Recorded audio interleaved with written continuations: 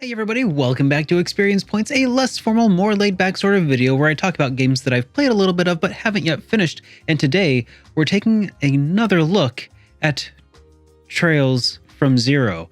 Why am I taking yet another look at Trails from Zero? This is a game that I've already played to completion.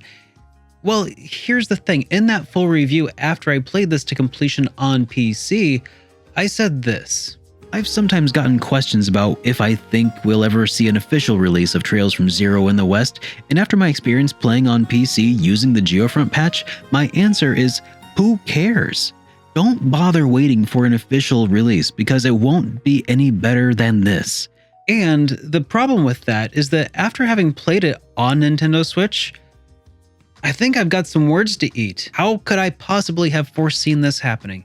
Let's rewind just a little bit, because the version of Trails from Zero that I had played on PC was using the fan translation patch that was released by the Geofront team, and I gotta say, it was phenomenal. It completely raised the bar for what a possible fan translation could have been. It was incredible, extremely professional, very well polished, added numerous features that did not exist in the base version of the game. And either NISA agreed with me on that, or they just wanted to make me eat some words today, because what they did following that review is they actually reached out to the Geofront team and decided to start working together using the work that they did for the PC fan patch, and they brought it over to the West. It took a little while, but they did a full report of the game over to PC, over to Nintendo Switch, and there's also a version that's on PS4 that doesn't have quite all of the bells and whistles, which is why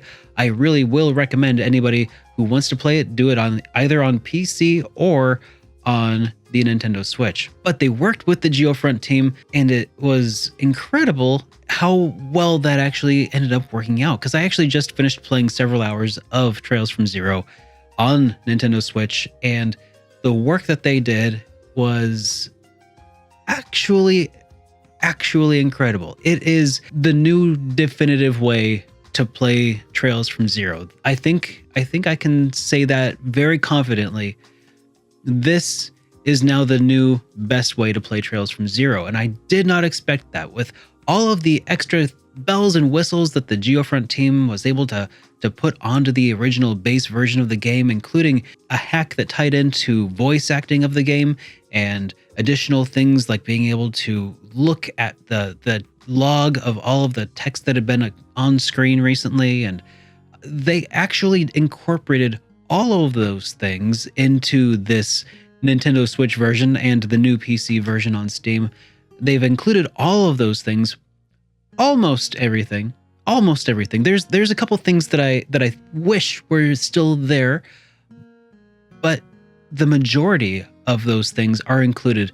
And there's only one thing that they didn't really include that I can say was that it felt missing, and that is the ability. They included the voice acting in this game on Switch. They included that, but they didn't include the option to auto advance, which, man, I really enjoyed that, because the problem with the voice acting is that it's all in Japanese, right? And I don't know about you, but whenever I'm like listening to Japanese voice acting, I like to listen to it because it implies tone. It gives you a little bit of something to latch onto. It makes it feel more like I'm watching a subtitled anime, right? Rather than reading an immense novel. And the script of this game is freaking huge. So it feels like it takes a little bit of that burden off my shoulders. It's some mental trick. I don't know why it works, but I just know that it does, at least for me. But because I don't speak Japanese, I can't always tell when they're done talking. so like I'll wait for the voiceover to end, and then okay, they stopped. Okay, let's press the advance button. But sometimes they just take a long pause. And like I'll be like, okay, push the button, and right as I push the button, they're about to start saying something else. I can hear like the first half a syllable, and I get So the auto advance feature is super handy for people who just want to like let the long scenes kind of play out and just listen and observe and sit back and not have to continue pushing the button. The auto advance feature is such a small nitpick. It's such a small gripe, but it is something that was in the PC version with the Geofront patch. But I hope that maybe that can come to Trails to Azure, or maybe a future patch to 0. That would be really great. But I'm gonna give credit where credit is due. NISA, working with the Geofront team, did a phenomenal port to PC and to Nintendo Switch, and they also did some additional things that were not in the original Geofront patch. There are some graphical improvements that take place to several of the textures that occur in the game. I'll see if I can find some examples. I mean, there's a few obvious examples that they've been showing on various forums and stuff that show you like screenshot comparisons, but I'm going to see if I can find some comparisons between my review footage from my first review that I can juxtapose against some of what I just captured with my most recent playthrough on Switch, so you can kind of see in motion what those differences look like. In addition to that, they've also incorporated some other quality of life improvements as well, like timed autosave files. In addition to the existing system, you can also toggle like how often autosave happens. It's really kind of tinkering around the edges for some of these things, but that was really nice.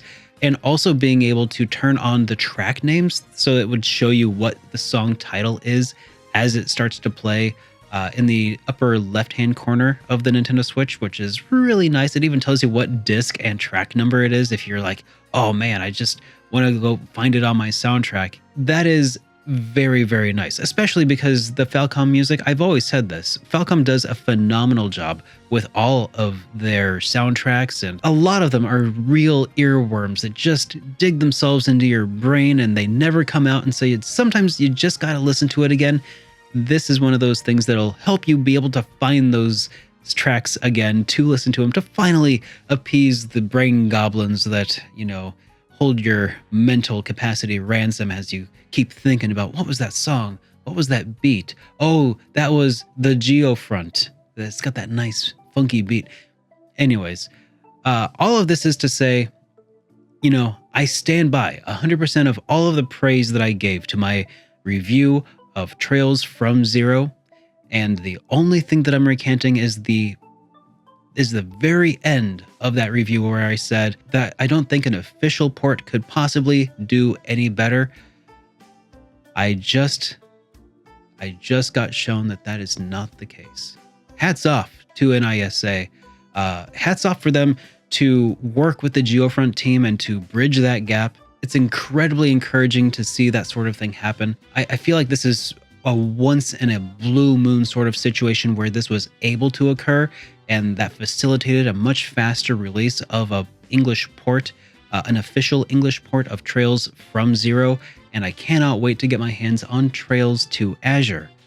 Now, with all of that said, I do believe that I have a special name to draw for a lucky winner from one of my recent videos, unboxing Trails from Zero limited edition. So let's go ahead and do that. All right, and we'll go ahead and give this a go. All right, looks like this one went to Yellow Streetlight. So, all right, there you go. Yellow Streetlight, thank you a whole lot.